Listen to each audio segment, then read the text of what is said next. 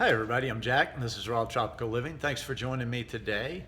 It's another beautiful day here on the mountain, just waking up, having my morning dandy blend. This is turning out, maybe I'll do a review especially on the dandy blend, but this is turning out to be a really nice coffee substitute. I make myself a cup every morning and it's nice to have something hot here on this chilly weather.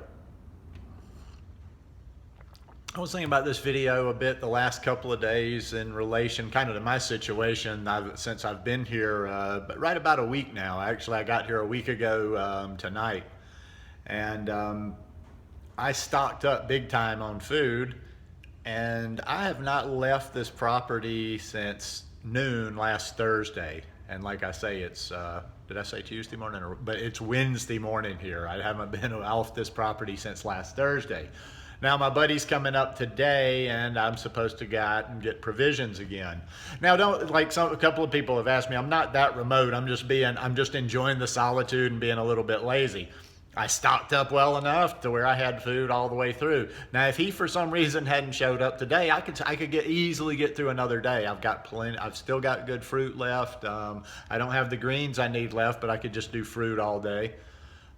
So the reason I called this rehab, kind of an odd term there, but in a way it is sort of like rehabs that people do, in the sense that you're kind of sequestered away from outside temptations. One thing I've noticed here is once I settled in here with food. Basically what I'm saying is if somebody wanted to come here and solidify their lifestyle, transition, do some sort of, even though I'm not big, I don't do them myself. If somebody wanted to do some sort of a cleanse or, eat a certain way or just do something very focused for a set period of time, this would be the perfect place to do it because, there's really, if you have temptations and you don't keep those things in the house, you don't really have a choice unless you're really like Jones and like you're hurting for a fix, like you got to smoke that next crack rock. And then you'd have to go down the hill, get on a bus, but you wouldn't be able to do that at night. Some sort of a crazy craving popped up at night. You just basically have to, hold on one second. This little tripod is wanting to slip on me a little bit. Sorry about that.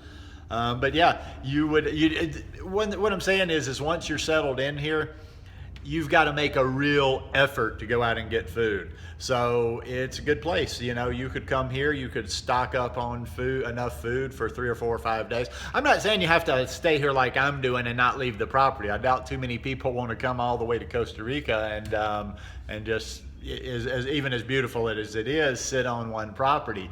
But there's lots to see and do in the area. There's, right up the road, there's springs.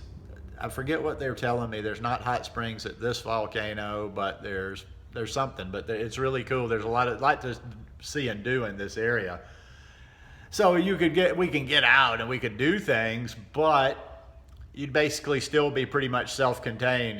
We wouldn't be out. It's not like around a little town, so you're not going to be seeing food options. You're not going to be seeing fast food options. Actually, you're going to probably be seeing really bad options. Like they have a lot of places down here that have fried chicken. So unless you're just completely going to lose it and go off the rails, you're all good even when you're out and about. But yeah, this would be the perfect place to do it. I mean, like I say, I've had a week here to absorb, what it is, what's happening, and there's just so many spots around here. This could be a really healing place. Maybe you're going through something and you just need to get away and sequester yourself for a while. I've had a lot of peace and solitude here. There's, you hear a little traffic at times and you hear a little outside noise, but not much. The birds are singing. I have a nice outdoor space for yoga. If it's raining like it did yesterday, right back here over my right shoulder, right about where those flowers are behind that, I've got a big open space there for yoga. Probably, you could probably have a class of 10 or 12 back there. Same out on the deck. Lots of green space, lots of places for putting your feet in the grass, just connecting with, I just walk around this property. I don't even put a pair of shoes on. Very seldom do I put a pair of shoes on. And I'm just walking through this grass and it just feels good and the energy's good here. And there's just many places to sit. There's a bunch of little tables around the property where you can sit in various spots.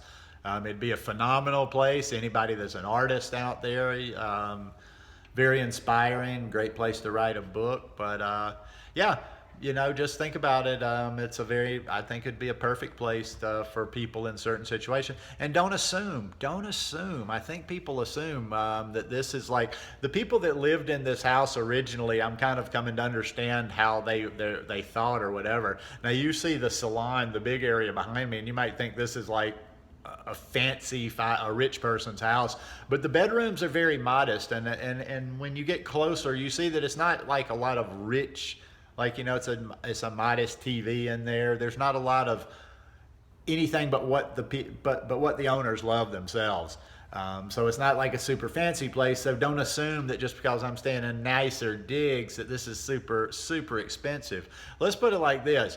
You could easily come down here and stay at this place for a month and do your own thing. You could stay at this place for a month way cheaper than you could do one of your retreats for a week. I will almost guarantee you that.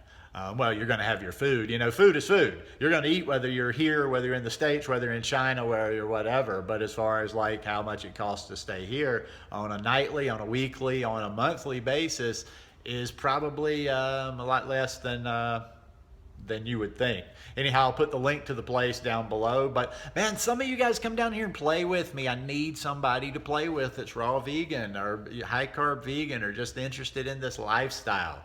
I've been doing it on my own, and I can keep doing it on my own. I don't need that connection to make this lifestyle work, but it'd be a lot more fun. It'd be fun to share some food. It would be fun to share making food. It would be fun to do yoga together, breathe together, just enjoy, just let me show you a beautiful lifestyle and a nice way of living. And then, then you can kind of get the lifestyle settled. And then when you go back, it's kind of solidified in.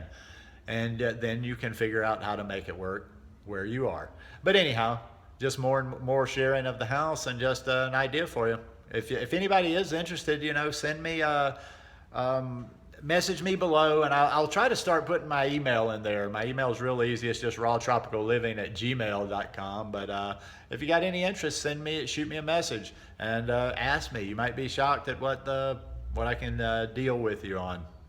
Anyhow, hope you guys like this one. If you like it, give me a thumbs up. Hope you'll subscribe and hope you're having a wonderful day. Love you. Peace.